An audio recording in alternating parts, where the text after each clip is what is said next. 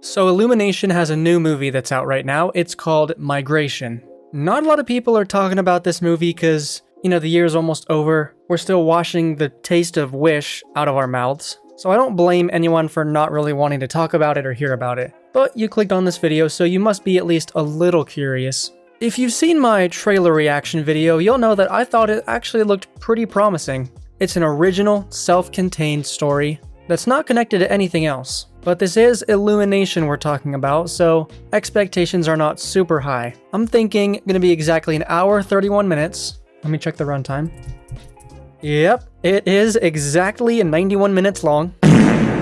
But the animation looks better, and the story could be pretty good, so before we get to the main review, I need to talk about what came before the movie. Yes, it was announced a little while ago that Migration is really trying to be a Pixar movie, okay? And with any good Pixar movie comes a short film before the actual thing. And I guarantee you nobody in the theater I was in knew this, because when Vector showed up, people they literally were like, huh? They were so confused. So before Migration, we have Mooned. It's the story of Vector after he got shot to the moon and now he's stuck there. Because that's how the original Despicable Me ended. Guys, I gotta say, this short is really entertaining. Like, I seriously can't fathom how fun this short film was. It's just Vector doing some Wile E. Coyote shenanigans trying to get off the moon. This one minion who drank the anti-gravity stuff is just chilling there. It's just fun stuff, man. I miss when animation could just be this guy getting hit against this cliffside for 15 seconds straight. That's literally all this short is. He's just trying different things to try and get off the moon. And of course, none of them work. Spoilers, but he ends up on Mars, actually, farther away. Like, it's just perfect, turn off your brain fun. And it's not like cheap fun, it's well-written slapstick. This is not cheap at all. It's actually really well animated with a lot of impressive particle effects. Vector is also written like you just took him straight out of the original Despicable Me. You wouldn't happen to know how to get out of here, would you? Bye, Moon! He has not changed. His voice is a tad different, but that's not a huge deal. His design is updated, of course. He's just being his goofy self. And watching him interact with this minion, something we never really saw in the original movie, it's just fun, man. I don't know what to say. It's not too long either, not like that Frozen short. This thing's like 5 minutes, max. That's it. In, out. But it was a really fun little appetizer for the movie. Because that's what these short films are supposed to be, appetizers. And this was one great starter before the main course. Alright, now we're talking about migration. This video is about migration. This movie has some much better animation than the typical Illumination side quest, you know what I mean? Because that's all these movies are generally, is just a string of side quests that eventually lead to the end. And the characters will have the liar revealed story, the falling out. We've seen it 1,000 times before. Does this movie have any of that? Yes, it does. But it does it in a much better way than the typical Illumination movie. So the film opens with a 2D storybook animation. Honestly, very impressive. It looks great. It doesn't feel like they cut any corners with this thing. It's used to set up the story and the character dynamics. It's not just there for, ooh, look at us, we're Spider-Verse now. No. It has a purpose in the story, and I like that. It's an awesome way to set the tone. It's goofy, but there are things that adults can latch onto very quickly. The forest in general looks so beautiful and vibrant in this movie. As someone who lives in Ohio and has lived there all his life, I know what early morning fog against the trees looks like. And this movie just completely nailed it. It's a small detail, but I'm so glad they got it perfect. There's a lot of water effects and even the sound design when they arrive in the city. And at first they only hear this large mechanical noise booming through the theater speakers. The animation's great. Sound design is really good, honestly. I'm kind of amazed at how much praise I'm giving this movie. Now the story is not anything super special. You go here, you get out, you go here, you get out, you go here, you get out. Then you get to the thing, learn a lesson, then we go home. What makes this movie pretty actually good is every twist and turn. All of those twists and turns in this movie is something fresh and unique. And none of them last too long or too short. Each bit is about, I want to say 15 minutes long. something like that. Every main story beat where they meet a new character or progress the story in some way, and then they move on to the next thing, over and over again, until you get to the third act, where it's fast-paced, but just long enough to feel important and memorable. This movie is so perfect.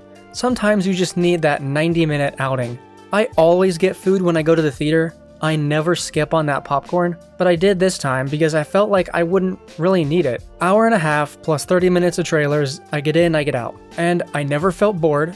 I forgot I was in a movie, and I was never like, oh man, I'm so hungry, I might as well just leave. I never felt that because it was perfect length and perfect pacing. Some of the individual scenes that they're in were kind of crazy, and each one of them has this twist that like, whoa, I was not expecting it to hit this hard. The first bit has them trapped in this heron's cabin thing, like a big ass bird. And some of the stuff they pull in this scene is genuinely like actually kind of terrifying. It's kind of insane how scary they were able to make this giant bird, because they use their feet to talk in their talons. This huge bird is moving around the scene, using its claws to like talk to people and motion to them. And it's just kind of effective, not even just storytelling, just effective staging of characters in a certain shot. It's a step above Illumination. It's not like amazing quality, but you notice it like, wow, this is actually a really cohesive film. I was getting so antsy during that part, like it was a nail biter. It was just really well executed with the lighting, the music, the sound design, the character design. It was great. Another part has them fighting this goofy ass chef with the funniest character design possible. And then he comes back later and he has this helicopter. Like, where do you get a helicopter? He's a chef. But it doesn't matter because it's just like the dissonance is so funny. The movie is not self-referential at all. It plays everything completely straight no matter how absurd it is. And it's just a great time. The thing that made me laugh the hardest in this movie is the third bit, right before the second act breakup. They're going through all these trials, and the last thing they get to is this bird cult. They start walking up to it before they see what it is, and I'm like, no way is this... They're not going to do a cult, are they? This feels like a cult, and it legitimately is. It's immediately obvious to the adults what this place is, and it's one of the darkest things I've seen in a kids movie, especially any Illumination watered down experience. They walk in there and they're using seesaws, but they're like weights that are weighing these big ass chickens because they're overfed. And I'm like, what? They're gonna kill them. I am shocked at how much of an effect this movie had on me, but it was just like really entertaining. I don't know. It was legitimately like it's not like the ethereal kind of dark. It's not just like a death scene that was important or something, which does have its place in any given kids movie.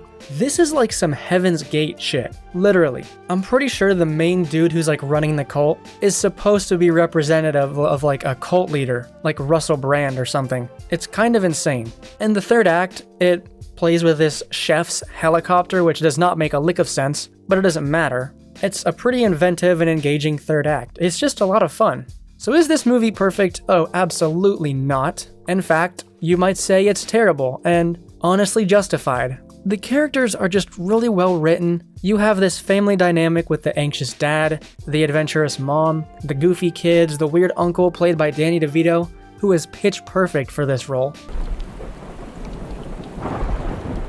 We're not gonna make it, are we? Uncle Dan! Even Awkwafina, who is in the movie, not for very long, she's alright. She's not that annoying or grating at all. Her character's just there, serves her purpose, and moves on. But I was still really loving the scene she was in. What about the comedy? Is it at least a funny movie? Yeah, it's actually pretty good. Nothing super standout or anything, but I appreciate that there is no gross out humor.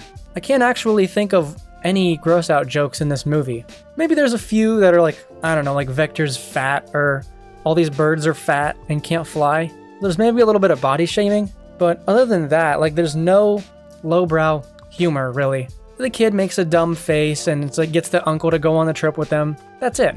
There's really nothing that kid-like about the jokes they're making. It's not the most complex writing possible. It definitely doesn't talk down to the adults in the audience. Most of the comedy, now that I think about it, just comes from the jarring shift in the situation that they all get into. Like, it seems decent at first, this situation, they're like, oh, it's not that bad. And then things go from 0 to 100 real effing quick. And that alone just makes it have good comedic timing. My dad loves the Hotel Transylvania movies because they have this effect in their pacing. They go from 0 to 100 real quick, and the character designs make it like noodly, and it makes it funny. This chef character, which is the main antagonist of this movie, he just screams like, we just went all out with this design and we do not give a crap, because this dude is hilarious.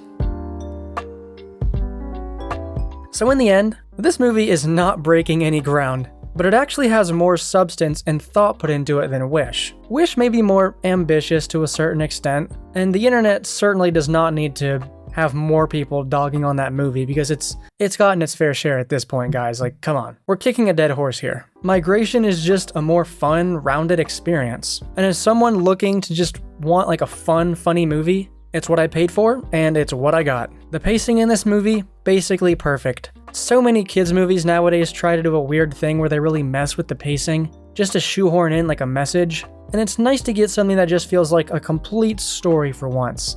No sequel bait, no cameo stuff, just a nice, wholesome family adventure that introduces a band of characters, sends them on a journey, and they learn something about family by the end. It's great. So would I recommend you see Migration? Yes. But don't pay like an absorbent movie theater ticket for it. If you have to wait till it's on streaming, that's fine. They're still getting their money. But if you are really bored this weekend and you want a decent family movie, there you go. The theater had a decent number of people in it actually, for it being a Thursday afternoon. So hey, maybe it won't do that bad. Anyway guys, that's all for this review. Was not expecting it to be as good as it was, but it's just really enjoyable. I don't know what else to say. You definitely need to watch the Vector short at the beginning though, because that thing was that was peak Illumination right there. I hope they put that on YouTube after the movie's done in theaters. Let me know in the comments what you thought of Migration, if you're gonna see it, if you have seen it, whatever. And what's your favorite Illumination movie?